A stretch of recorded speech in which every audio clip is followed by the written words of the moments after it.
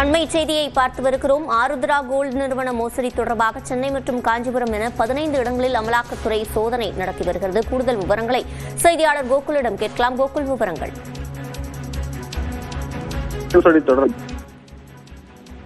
உள்ளிட்ட அமலாக்கத்துறை காலை முதலே சோதனையில் ஈடுபட்டு வந்தார்கள்.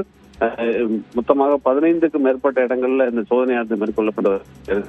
ஏற்கனவே ஆருத்ரா நிதி நிறுவனம் 2438 கோடி ரூபாய் மோசடி செய்திருப்பதாக பொருளாதார குற்றப்பிரிவில் வழக்கு பதிவு செய்யப்பட்டு கைது நடவடிக்கை எல்லாம் மேற்கொண்டிருக்கக்கூடிய நிலையில இந்த வழக்கானது சட்டவிரோத பண பரிமாற்றம், இந்த பணத்தின் மூலம் வெளிநாடுகளில் முதலீடு செய்திருப்பதாக இருக்கக்கூடிய குற்றச்சாட்டின் அடிப்படையில் அமலாக்கத்துறையும் வழக்கு பதிவு செய்து விசாரணை மேற்கொண்டு வந்த நிலையில் இது தொடர்பாக இந்த சோதனையானது அமலாக்கத்துறையால் இன்று காலை முதல் நடத்தப்பட்டு வருகிறது.